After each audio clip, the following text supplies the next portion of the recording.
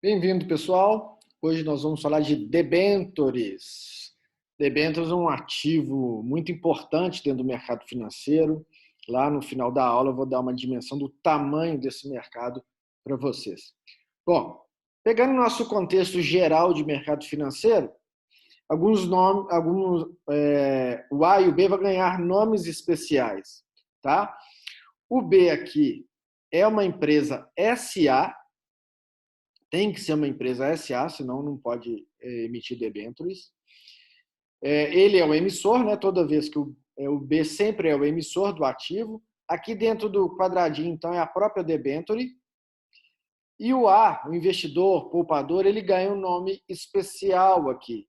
Ele é conhecido como debenturista a partir do momento que ele investe em debêntures.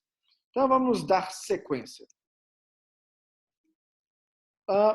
O conceito aí de debêntures, o que é? Eu trouxe alguns conceitos e tenho que fazer algumas observações na sequência. Vou ler rapidamente. É um título de crédito representativo de empréstimo que uma companhia faz junto a terceiros e que assegura a seus detentores direito contra a emissora, nas condições constantes da escritura de emissão. Ou seja, só está dizendo que A empresta para B em troca de juros, tá? Ele só empresta porque ele topou emprestar em troca desses juros que vai ser combinados, ok? E aproveitando, debêntures está dentro do mercado de capitais, né? Um dos mercados que existe dentro do mercado financeiro. Seguindo, outro conceito aí, esse aqui eu vou ter que fazer algumas observações. Debêntures são títulos de longo prazo, marque aí longo prazo, porque eu vou ter que fazer uma observação sobre isso, emitidos por companhias de capital aberto. Outra observação que eu vou ter que fazer sobre isso. E destinados geralmente ao financiamento de projetos de investimento fixo e giro ou para alongamento do perfil do endividamento da empresa. Constitui-se em essência um instrumento no qual o tomador de recursos, ou seja, aquele Bzinho, emitente do título, promete pagar ao aplicador debenturista, o A, né, o investidor, o capital investido acrescido de juros em determinada data previamente acertada, acordada. Bom, algumas observações aqui. A gente tem que ter muito cuidado de escrever, né? Esse autor aqui, na realidade, todos os autores que eu pego, os livros, cometem um ligeiro erro aqui, imprecisão mais do português. O que eu quero dizer? Quando ele fala são títulos de longo prazo, pelo contraditório, né, pela antítese, significa que não pode ser de curto prazo. A legislação é omissa nesse sentido, ou seja, não crava na legislação, que é a lei das SAs, dizendo se tem que ser de longo prazo ou tem que ser de curto prazo. Tá? Então, muito cuidado. O que acontece é que, na prática, todos são de longo prazo, em função que é um volume muito grande de recursos captados, a gente está falando de milhões, no caso do Brasil, milhões de reais, e, ao mesmo tempo, tem um custo de captação para ir lá no mercado financeiro e captar esse recurso. Então, ninguém vai pegar um volume grande de recursos para pagar no curto prazo. Então, é por isso que é um título de longo prazo. Tá? E está dizendo que são companhias de capital aberto. Também o comum é que seja de capital aberto, mas também tem que fazer uma observação importante que, de novo, pelo contraditório, pela antítese, ele assume que só pode ser de capital aberto. Não é verdade. Empresas SAs podem emitir debêntures. Tem algumas restrições para as de capital fechado, tá? Mas, de qualquer maneira, isso não as impede, as de capital fechado, emitir debênture. Então, está feita aí as ressalvas em relação ao conceito, seja do Assaf Neto, seja do Eduardo Fortuna, que também é um livro muito conhecido aí no mercado financeiro. Beleza, então vamos falar de algumas características, né? Como que é feita essa emissão. Tem que ter uma assembleia, óbvio que assim, nessa assembleia está se discutindo como captar recurso, e aí já decidiu que vai ser uma via emissão de debêntures, então tem que ter uma assembleia específica para isso, por isso que é uma assembleia extraordinária, onde que vão definir parâmetros para a emissão. E aí isso tem que ser registrado, esse documento, em cartório. Na emissão, tem que ser contratado dois agentes, o agente fiduciário e o agente, na realidade, o banco mandatário. O agente fiduciário é como se é uma pessoa contratada, uma pessoa tanto física ou jurídica, tanto faz, para fazer valer os direitos dos debenturistas. Então, é como se fosse um advogado dos debenturistas, mas não precisa ser um advogado, tá? Não precisa ser um escritório de advocacia. Coincide que muitos são, mas não necessariamente tem que ser. Portanto, o banco mandatário vai ser, na outra parte, o banco que está fazendo a intermediação, aquele banco que está fazendo os pagamentos dos juros que tem que ocorrer no meio do caminho. Essa expressão banco mandatário normalmente coincide com uma expressão chamada coordenador líder da operação.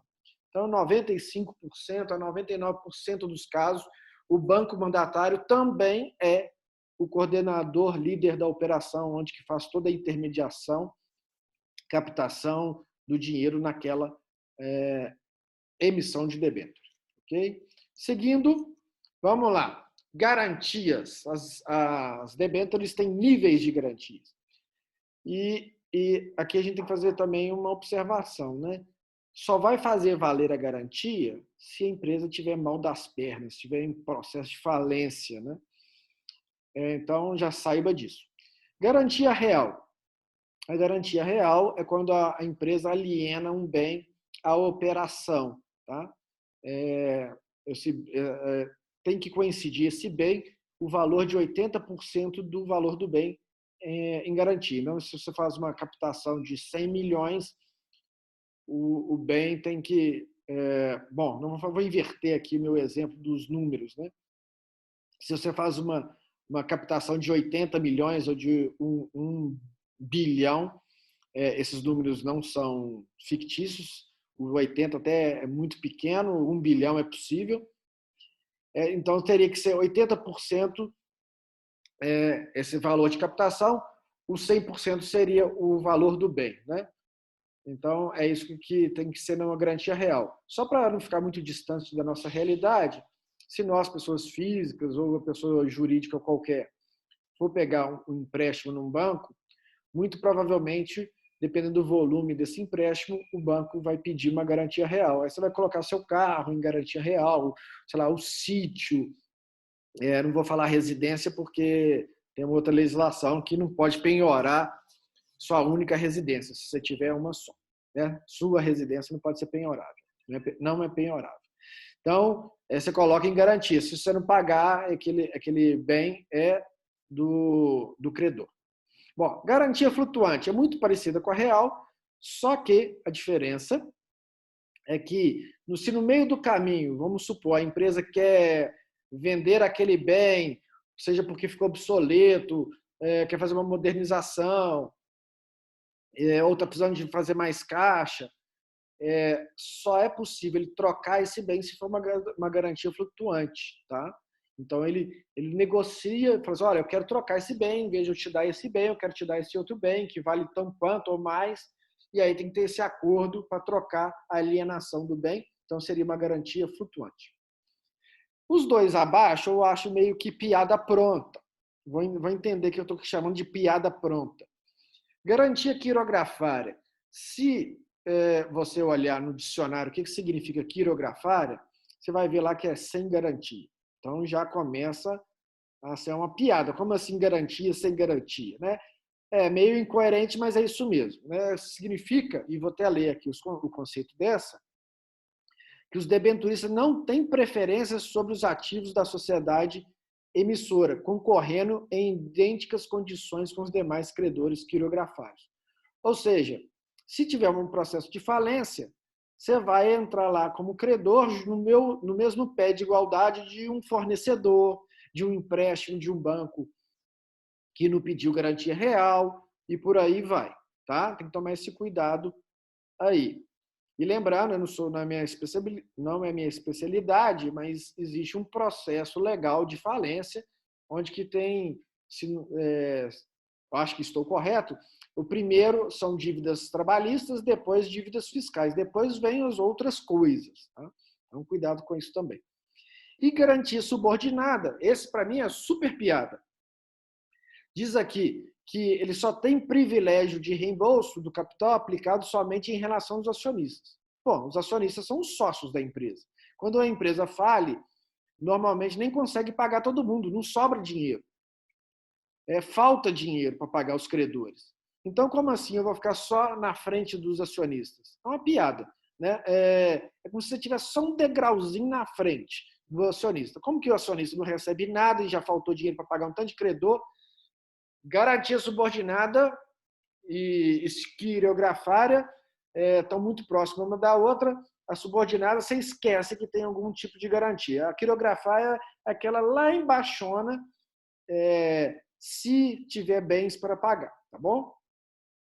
Seguindo, aqui a gente vai tratar de oferta direta e pública. Esse conceito não é exclusivo de debêntures, é do mercado financeiro em geral.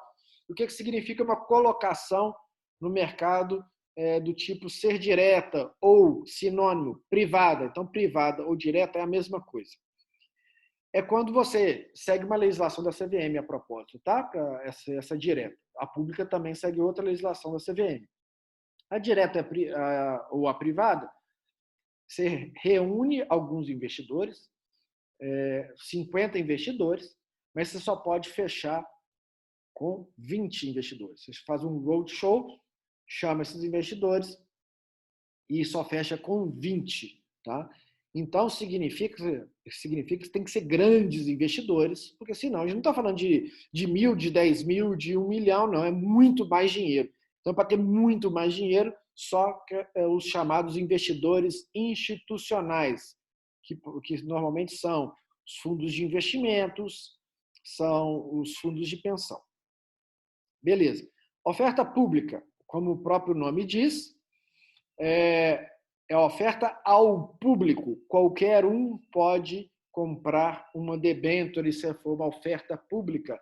Ou seja, eu ou você, nós podemos comprar uma debênture se ela for feita através de uma oferta pública. Tá? Eu já vi debêntures de R$5.000, R$10.000, cada debênture. Então, é muito plausível da gente investir.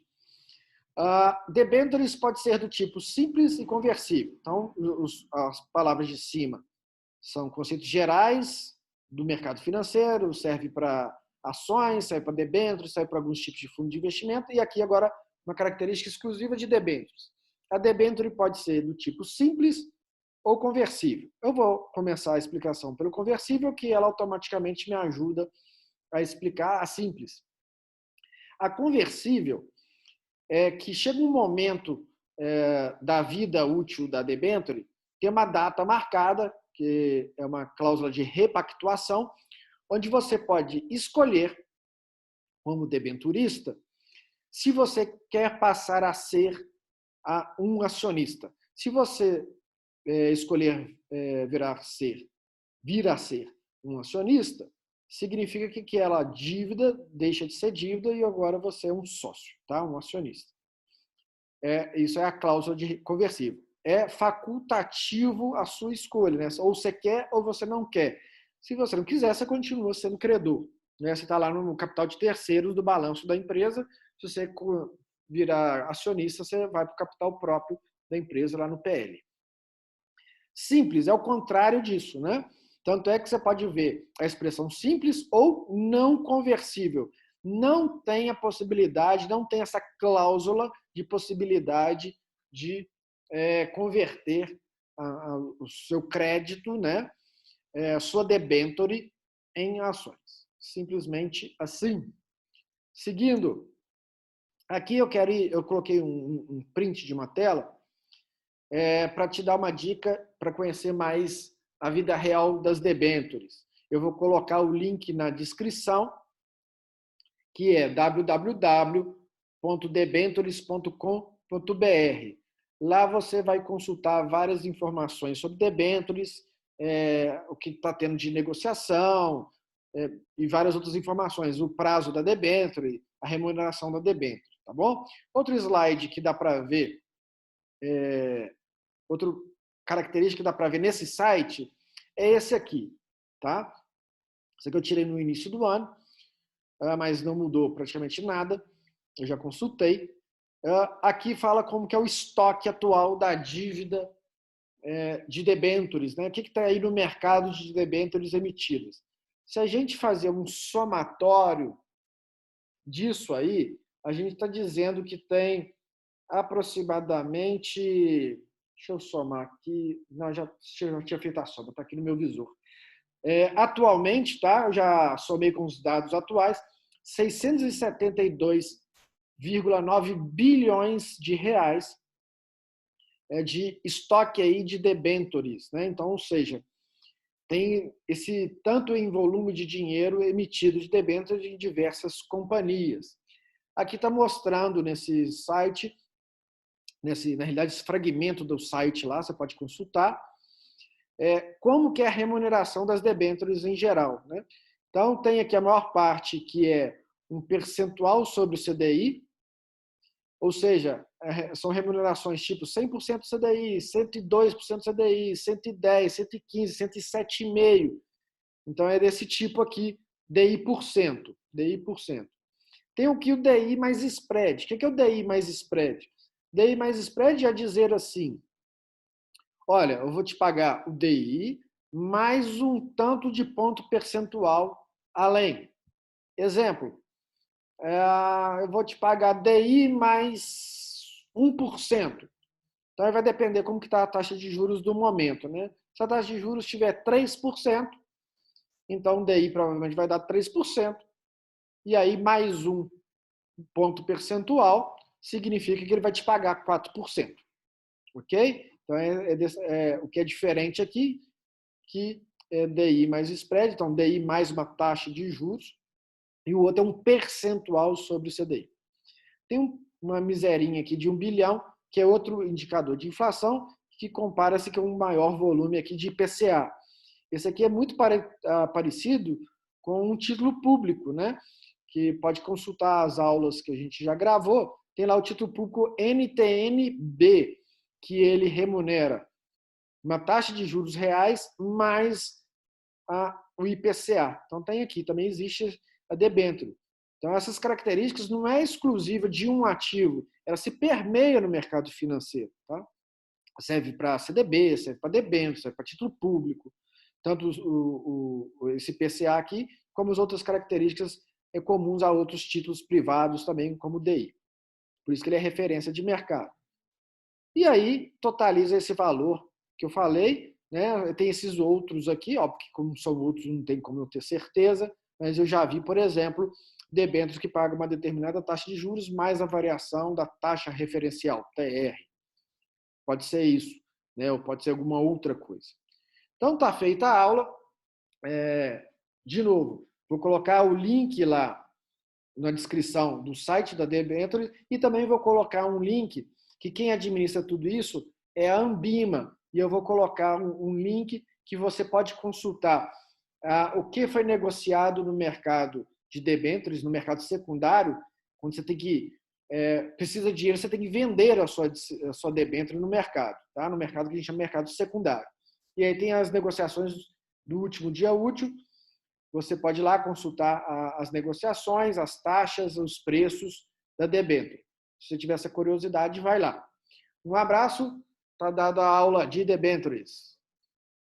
Tchau, tchau.